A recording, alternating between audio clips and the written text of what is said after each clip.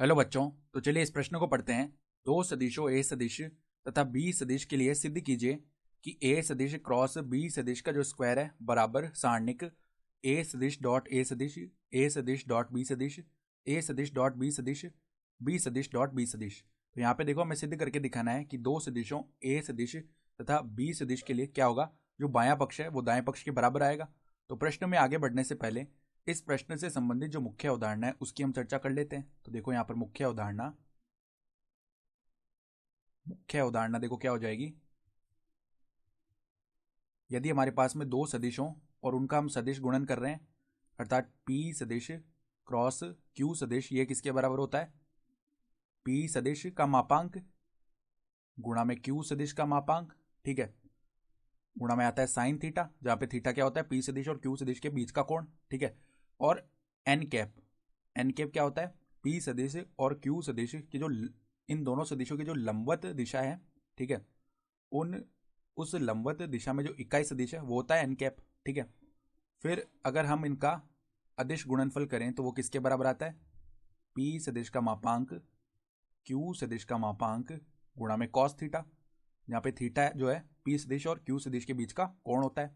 और देखो अगर हम ऐसे करें P सदिश डॉट में P सदिश, तो ये किसके बराबर आता है? P सदिश के मापांक के वर्ग के बराबर।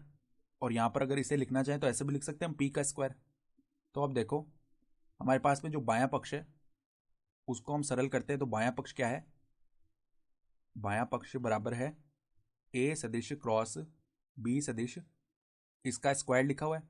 तो स्क्वायर का मतलब क्या है कि ये दो बार गुणा करना है, अर्थात A सदिश क्रॉस B सदिश और इसके अदिश गुणा में क्या आ जाएगा? A सदिश क्रॉस B सदिश, यही होता है स्क्वायर का मतलब। तो बराबर में देखो यहाँ से A सदिश क्रॉस B सदिश, इसका मान लिखेंगे तो क्या आएगा?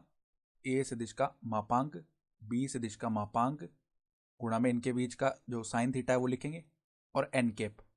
डॉट में देखो इसी प्रकार ये भी बन जाएगा A सदिश का मापांक B सदिश का मापांक साइन थीटा एन कैप, ठीक है। तो ये तो देखो n cap dot n cap का मान 1 आ जाएगा। और यहाँ पर क्या बन जाएंगे पद? A square B square sine square theta, क्योंकि मापांक को हम ऐसे भी तो लिख सकते हैं A स्क्वायर B स्क्वायर, और साइन थीटा गुणा साइन थीटा क्या हो गया? साइन थीटा का स्क्वायर।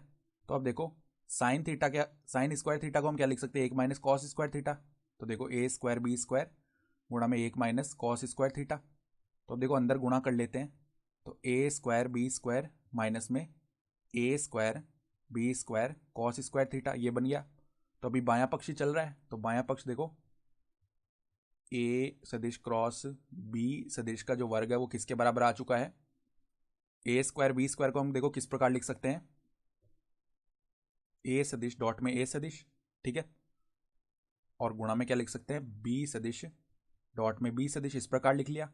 माइनस में देखो जो A square B square cos square theta है इसको हम क्या लिख सकते हैं? A सदिश डॉट B सदिश और इसका वर्ग, तो इसको हम समीकरण 1 बोल लेते हैं। तो अब देखो दायां पक्ष में क्या है?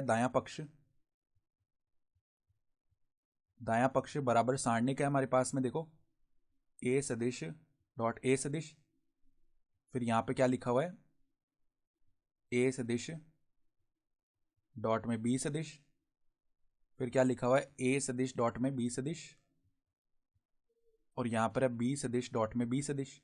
तो इस सारणिक का मान ज्ञात करेंगे तो A सदिश डॉट A सदिश गुणा होगा B सदिश डॉट B सदिश से।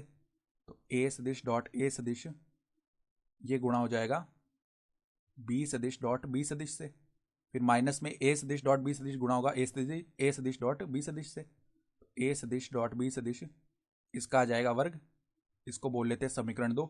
तो समीकरण 1 व 2 से हम क्या देख सकते हैं? समीकरण 1 व 2 से बायां पक्ष किसके बराबर आ रहा है? दाएं पक्ष के।